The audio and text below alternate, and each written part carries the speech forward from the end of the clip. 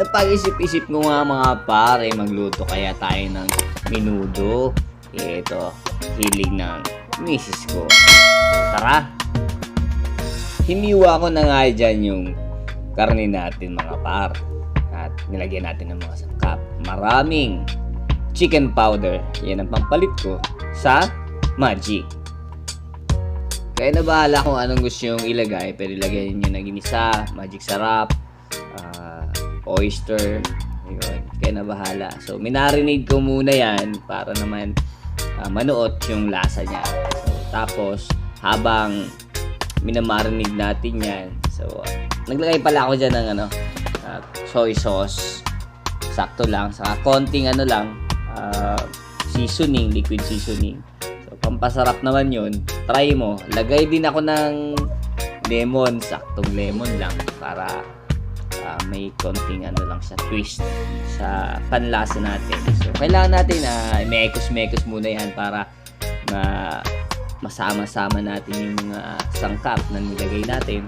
At habang minarinate natin yan, naggayat na ako ng mga sangkap natin.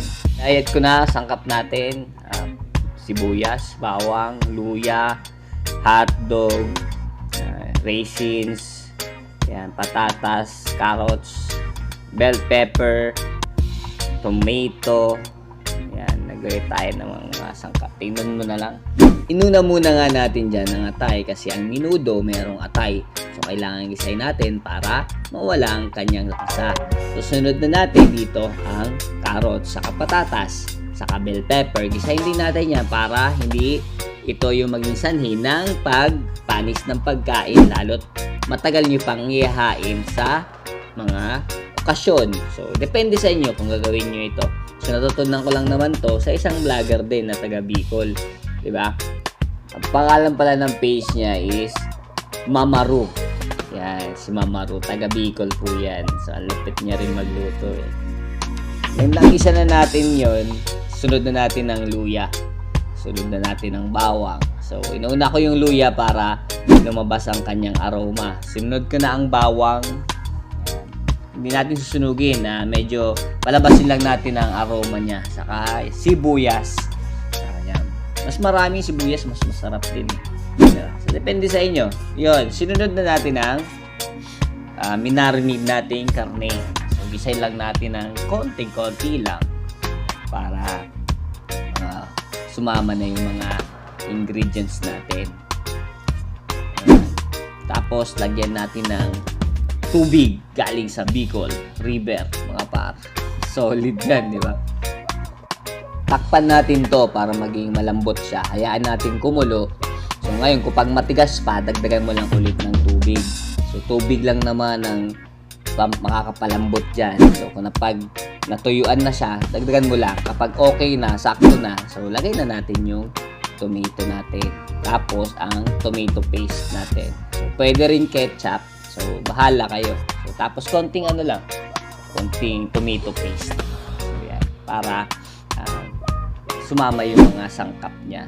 Tapos, naglagay pala ako dyan ng liver spread. So, konti lang din. So, tansyahin mo na lang kapag okay na yung lasa ng menudo natin. Tapos, susunod natin yung atay. Yan. Sabi ko nga, ang menudo merong atay. Hayaan natin siya na mag-incorporate lahat. Tapos, maging malambot. Kapag okay na, malambot na, sunod natin yung patatas, carrots. Palambutin pala din natin ang carrots sa patatas. Kinisa lang naman natin yan ng konti. Pero hindi pa yan malambot, medyo matigas pa. Sama na natin sa atay para maging malambot din sila. Sunod natin ang hotdog. So, ang menudo may hotdog. So, yan. Konti, isang hotdog lang naman nilagay ko dyan. Saka naglagay din ako ng liver spread para mabalance lahat yung mga sangkap. So, kung hindi pa okay yung lasa, dagdagan mo lang ng mga ingredients natin, ng asin, ng toyo. Kayo na bahala. Iba-iba naman tayo ng paraan ng pagluluto.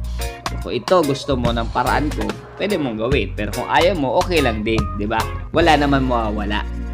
Kasi, dati na tayong wala. Charis. Kung gusto mo na mas masarsa, lagyan mo ng konting tubig. Adjust ka na lang sa lasa. Kung ayaw mo naman, okay na yan. Kaya ano pa? Lutuin mo na yan. Napakadali lang gawin. Marami pong salamat.